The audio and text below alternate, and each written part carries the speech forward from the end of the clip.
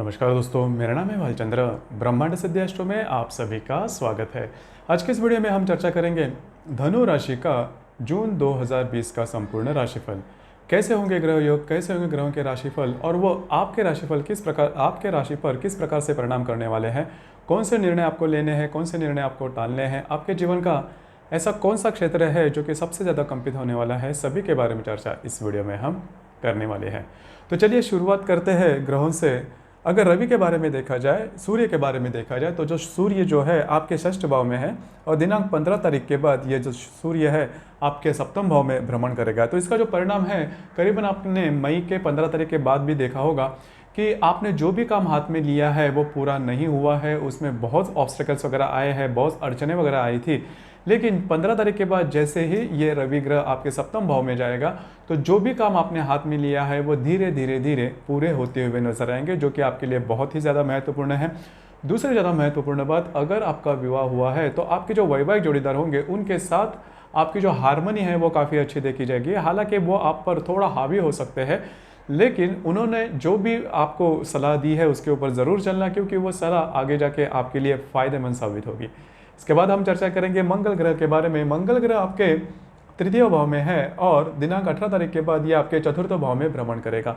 तो अभी तक पिछले करीबन एक आध महीने से या फिर जून के 18 तारीख तक आप ये देखोगे कि आप में जो ऊर्जा है, जो एनर्जी है, वो काफ़ी ज़्यादा थी या फिर ज़्यादा देखी जाएगी। और इसका ये भी कारण है कि आपकी जो राशि है वो उसमें बहुत ही ज़्यादा ऊर्जा होती है। आप एक स्थान पर नहीं टिक सकते, कुछ ना कुछ तो काम करते ही रहना। ये आपका आपके जो शरीर है या फिर आपका जो मन है उसका स्थायी भाव है, तो वही जो भाव है वो आप देखोगे। लेकिन 18 तारीख के बाद जैसे ही ये मंगल आपके चतुर्थ भाव में जाएगा, तो बहुत से ऐसे थोड़ा सा आप आराम करना पसंद करोगे और वो आराम आपको मिलेगा भी। अभी तक आपने देखा होगा कि बहुत आपने काम किया है और वो काम मतलब बहुत ही ज़्यादा है, लेकिन 18 तारीख के बाद का जो समय है जो कि आपके लिए बहुत ही अच्छा और नॉर्मल होगा। घर पर रहोगे, शांत रहोगे, जो कि आपके लिए बहुत महत्वपूर्ण भी है। इसके बाद हम चर्चा करेंगे बुध ग्रह के बारे में। बुध जो ग्रह है वो आपके सप्तम भाव में है और दिनांक 16 तारीख के बाद यह बुध ग्रह वक्री हो जाएगा और यह बुध ग्रह आपका सप्तमेश भी है और दशमेश भी है। तो आपके जो वैवाहिक जोड़ीदार होंगे उनके सेहत के बारे में ध्यान देना थोड़ा आवश्यक है। ये बात ज़्यादा महत्वपूर्ण है। उसी प्रकार जहाँ पर आप काम करते हो, नौकरी करते हो या फिर व्यवसाय करते हो, वहाँ पर अगर डॉक्यूमेंटेशन के बारे में अगर कोई बात है तो ध्यान देना आवश्यक है। और वहाँ पर की जो परिस्थितियाँ वो थोड़ी सी अलग होने की संभावना है। लेकिन कुछ भी हो जाए, आपका जो भी करियर है उसके बारे में दोबारा नहीं सोचना, वहीं पर टिके रहना और आपको करियर की अपॉर्चुनिटी वगैरह आएगी, क्योंकि गुरु जो है वो इस महीने के अंत में मतलब 30 तारीख के बाद जो वक्री है वो मार्गी आप ही के राशि में भी आ जाएगा। लेकिन उसके लिए थोड़ा समय है, तो जल्दी जल्दी करियर के बारे में किसी भी प्रकार के डिसीजन नहीं लेना, क्योंकि आपकी जो राशि है वो कई बार डिसीजन ले लेती है लेकिन कंफर्म नहीं रहती है। तो ये बात बहुत ज़्यादा महत्वपूर्ण हो जाती है।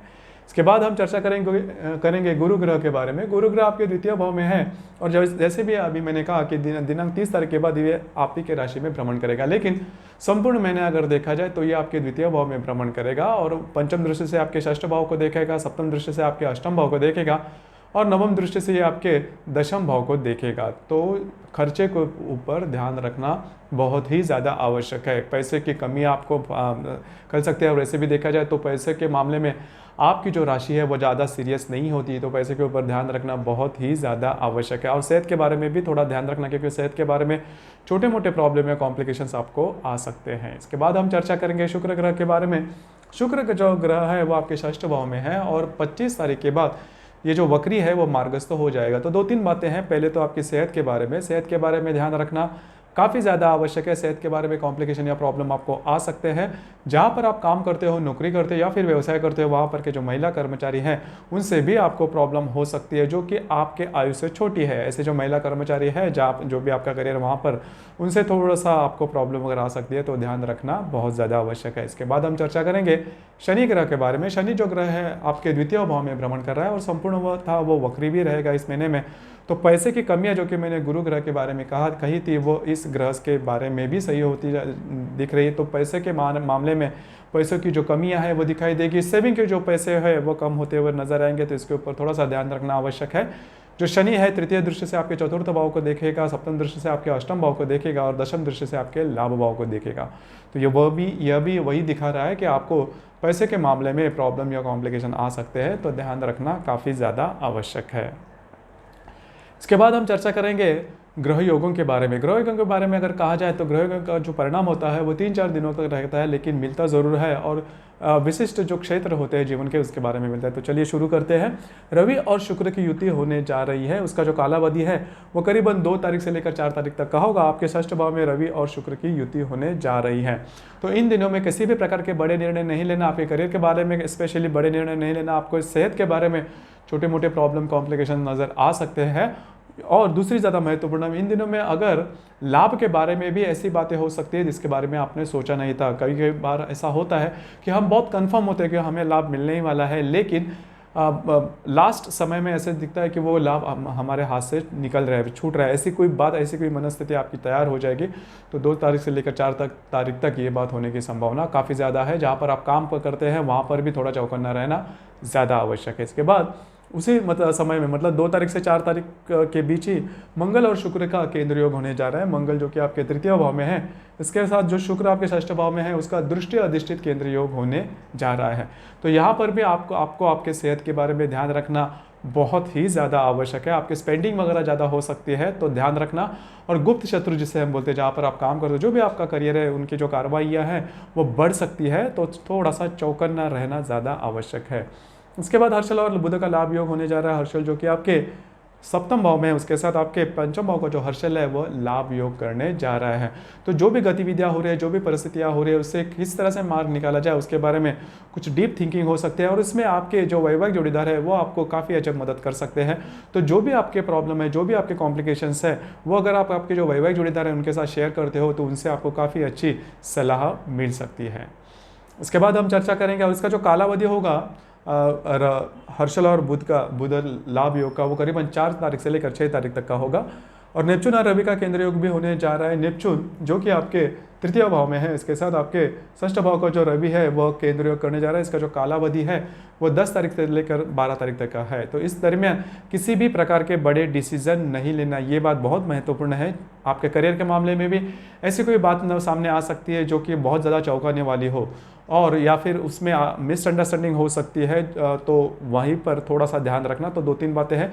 कोई बड़ी योजना पर काम बिल्कुल नहीं करना, क्योंकि आपकी जो राशि है कभी कभी बहुत बड़ी या फिर थिंक बिग वाली जो बातें होती है उसके पीछे पड़ जाती है, लेकिन इस दरमियान या फिर इस संपूर्ण महीने में ऐसे कोई भी बात नहीं करना। इसका जो कालावधि है नेपच्यून और रवि बुध नेपच्यून और केंद्र योग रवि का वो करीबन 10 तारीख से लेकर 12 तारीख तक का है। उसी प्रकार नेपच्यून और मंगल की युति होने जा रही है आपके तृतीय भाव में और इसका जो कालावधि है वो करीबन 12 तारीख से लेकर 14 तारीख तक का होगा। इस कालावधि में शेयर मार्केट से संबंधित किसी भी प्रकार के ट्रेड नहीं करना। अगर करते हो तो बुरी तरह से फंस सकते हो। ये बात बहुत महत्वपूर्ण है। स्पेशली ये जो 12 से लेकर 14 तारीख तक का जो समय है उसमें ये बात हो सकती है। अगर आप किसी के प्रेम में हैं या फिर अगर आप किसी के रिलेशनशिप में हैं तो उसमें भी प्रॉब्लम या कॉम्प्लिकेशन आ सकते हैं, तो ध्यान रखना बहुत ही ज़्यादा आवश्यक है। इसके बाद का जो ग्रह योग है वो आपके लिए काफ़ी ज़्यादा महत्वपूर्ण है। रवि और राहु की युति होने जा रही है जो कि आपके सप्तम भाव में होगी। इस दरमियान इसका जो काला रवि और राहु की युति माने कि ग्रहण योग आपके सप्तम भाव में है और इसका जो कालावधि है वो करीबन 19 तारीख से लेकर 22 तारीख तक का है, मतलब 4 दिन का है। इस दरमियान अगर आपका विवाह हुआ है तो वैवाहिक जो जोड़ीदार है उनके साथ कुछ अनबन हो सकती है। अनबन काफ़ी बड़ी हो सकती है, कुछ मिसअंडरस्टैंडिंग हो सकती है। तो ध्यान रखना इस दरमियान किसी भी प्रकार के बड़े डिसीजन नहीं लेना। आपके रिलेशनशिप के मामले में हो, करियर के मामले में हो, फाइनेंस के मामले में, किसी भी प्रकार के बुद्धि थोड़ी यहाँ वहाँ भटक सकती है। तो ऐसे ही ग्रहमान बंद रहे। आपने सुना भी होगा कि ग्रहण है, तो ग्रहण के दरमियान उसका जो इम्पैक्ट होता है वो करीबन 3-4 दिनों तक होता है। तो ऐसे डिसीजन नहीं लेना। उसी प्रकार 5 तारीख को पूर्णिमा भी है, तो 4, 5, 6 इस तारीख को भी किसी भी प्रकार के बड़े निर्णय नहीं लेना। तो दोस्तों ये था धनु राशि का जून 2020 का संपूर्ण राशिफल। आपको ये राशिफल कैसे लगा, आपने किस तरह से अनुभव किया, इसके बारे में नीचे कमेंट बॉक्स में ज़रूर कमेंट करना। और अपना जो चैनल है ब्रह्मांड सिद्धि एस्ट्रो, इसे लाइक, शेयर, सब्सक्राइब ज़रूर करना। धन्यवाद।